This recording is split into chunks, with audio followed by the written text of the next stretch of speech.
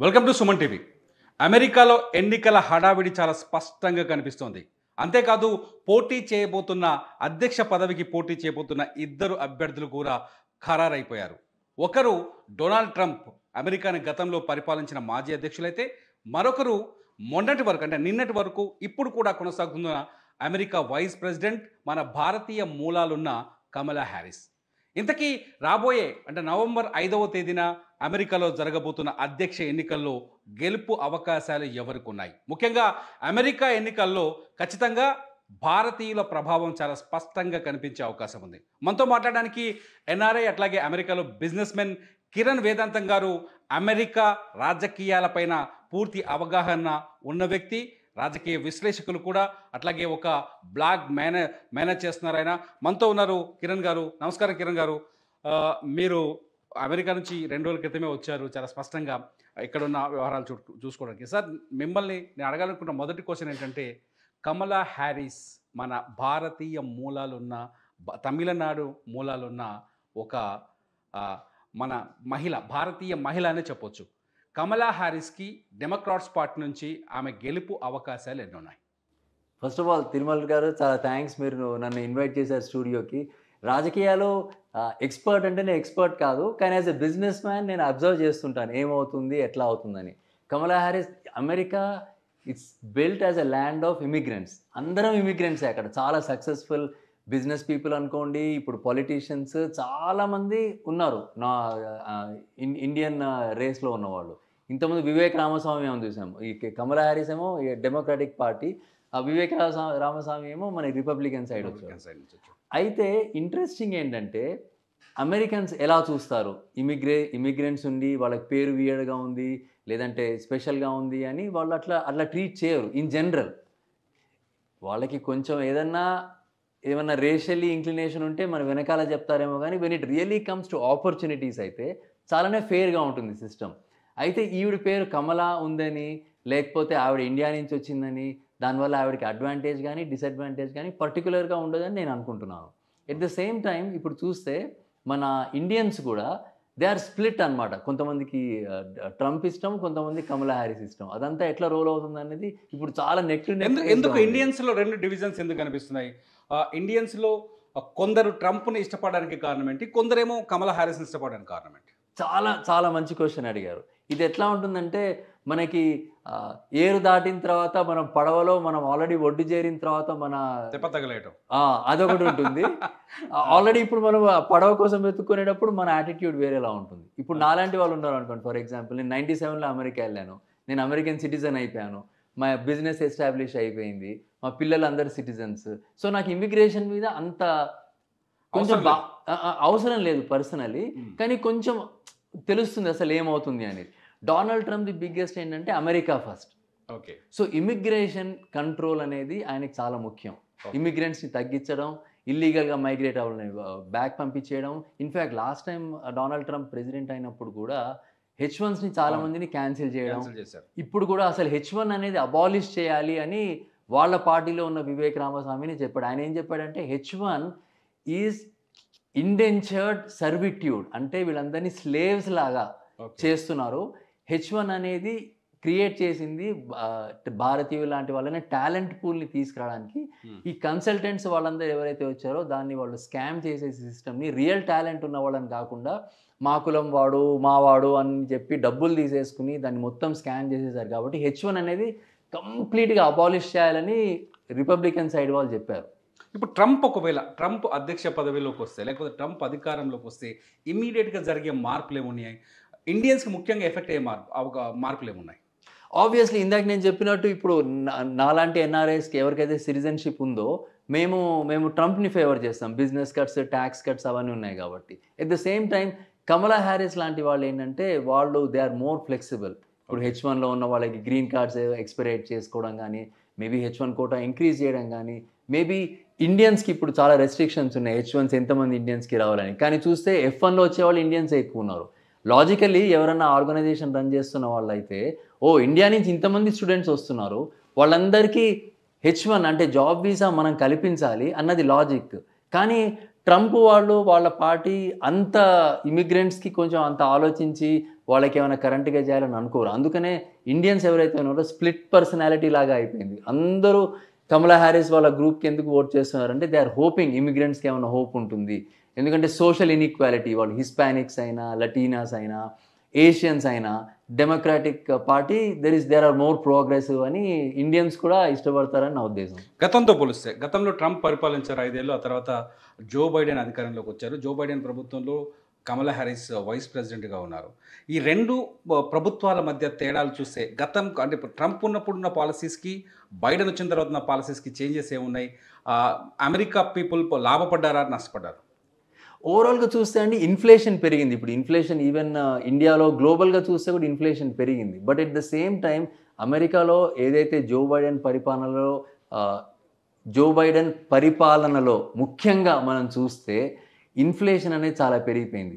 Gas అంటే just gasoline, petrol ధరలు అయితే చాలా పెరిగిపోయాయి. ఆల్మోస్ట్ 25-30% పెరిగిపోయాయి. ధరలు పెరిగిపోయాయి. దాంతో ఏంటంటే ఈ గ్యాస్ ప్రైసెస్తో పాటు ఫుడ్ ప్రైసెస్ పెరిగిపోయాయి. ఇంకా ఆల్ అసోసియేటెడ్ సర్వీసెస్ పెరిగిపోయాయి. దాంతో లోవర్ మిడిల్ క్లాస్ వాళ్ళు యూజువల్లీ వాళ్ళందరూ డెమోక్రాటిక్ పార్టీకి సపోర్ట్ చేసేవాళ్ళు. వాళ్ళందరూ they are kind of upset అనమాట. ఓకే, మనం డెమోక్రాటిక్ పార్టీకి ఓట్ వేసాము, మనకి ధరలు తగ్గలేదు, ఇన్ఫ్లేషన్ పెరిగిపోయింది, సాలరీస్ అంత పెరగలేదు, అన్ని ధరలు పెరిగిపోయాయి. సో అదొకటి వాళ్ళ గునుపుగా ఉంది. ఇంకా ఆల్టర్నేటివ్ ఇక్కడ అన్లైక్ మనకి ఇండియాలో ఉన్నట్టు మల్టిపుల్ పార్టీస్ లేవు కదా.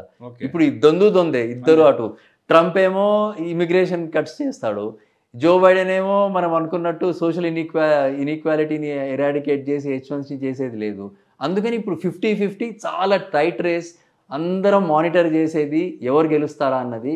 The way I see it, చాలా రూరల్ ఏరియాస్ అంతా అమెరికా ఫస్ట్ అనేది ఎక్కువ ఉంది. ఎందుకంటే Trump he's very tough on not only trade policies, other countries. ఇప్పుడు చైనా వాళ్ళకి టారిఫ్స్ వేసి ఇంపోర్ట్స్ అన్నిటికీ ఎక్కువ చేయాలి. ఎప్పుడు అమెరికా ఫస్ట్. ట్రంప్ ధోరణి అంత అటాకింగ్ గా ఉంటుంది. చైనా పైన గ్రేడ్జ్ తీసుకునే విధంగా మాట్లాడతాడు. అంటే శత్రు దేశాలు కావచ్చు, లేకపోతే అమెరికన్ కాని దేశాలు కావచ్చు, వాళ్ళపైన అటాకింగ్ ధోరణి కనిపిస్తుంది. గతంలో చూసాం మనం సేమ్ పాలసీస్ని. అంటే మీరు అన్నారు ఈ మైగ్రెంట్స్ ఎక్కువగా మొత్తం అందరూ మైగ్రెంట్స్ అమెరికాలో ఉండేవారు. ఇదంతా అంగీకరిస్తారా? ఇప్పుడు ఎట్లా అంటే ట్రంప్ తను ఫెలన్ అంటే ఇట్లాంటి క్రైమ్స్ చేసిన వాళ్ళు వేరే వాళ్ళు అయితే ఆల్రెడీ జైలుకి వెళ్ళేవాళ్ళు 10 ఏళ్ళకి.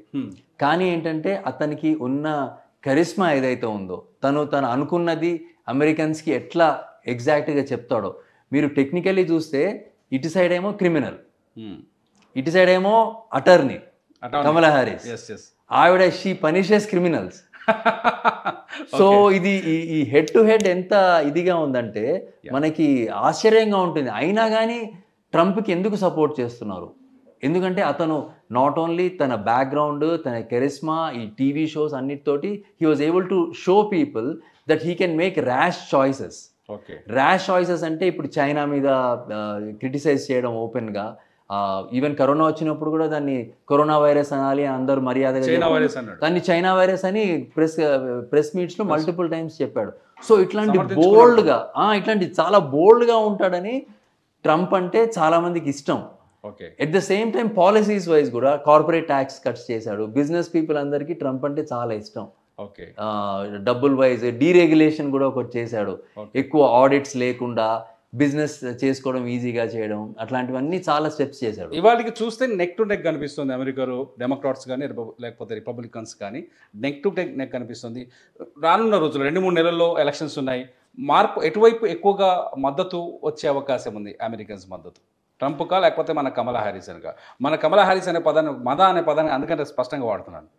ఇది చాలా ఆసక్తి కూర్చే ఎలక్షన్ అమెరికా హిస్టరీలో. ఎందుకంటే మనం ఫస్ట్ చూసినప్పుడు జో బైడెన్ ఎవరైతే ఉన్నాడో అందరూ youngsters, people who are like below 50, ఈ ముసలాయన అని చాలా మంది చెక్అవుట్ అయిపోయారు, విసుగు వచ్చేసి. డెమోక్రాట్స్ కూడా వ్యతిరేకించారు, మేము అసలు పార్టిసిపేట్ చేయము అని స్టెప్ బ్యాక్ అయిపోయినప్పుడు ట్రంప్ పోల్స్లో చాలా అహెడ్ ఉన్నాడు. ఎప్పుడైతే జో బైడెన్ తప్పుకున్నారో, కమలా హ్యారిస్ వచ్చారో, అందరూ నాకు ఎలక్షన్ అంటే నేను ఓటే వేయను, నాకు ఏమైతే ఏమవుతుంది అనుకున్న వాళ్ళందరూ దే ఆర్ బ్యాక్. సో వాళ్ళది స్వే ఓట్ ఏదైతే ఉందో, ఈ స్వింగ్ ఓట్స్ ఏవైతే ఉన్నాయో అవి చాలానే క్రిటికల్గా ఉంటుంది. ఇప్పుడు మన ఇండియన్ అమెరికన్స్ కూడా అందరూ, నా అపీల్ ఏంటంటే మీ సుమన్ టీవీ వ్యూవర్స్కి, మీరు ఒకవేళ అమెరికన్ సిటిజన్షిప్ ఉంటే మీరు కొంచెం క్లోజ్గా ఫాలో అవ్వండి. మీరు ఒకవేళ ఇమిగ్రేషన్ రిఫార్మ్స్ అది అనుకుంటే ఆబ్వియస్లీ మీరు చూడండి, కమలా హ్యారిస్ వాళ్ళ మ్యాండేట్ ఇమిగ్రెంట్స్కి ఎంత ఫేవరబుల్గా ఉంది.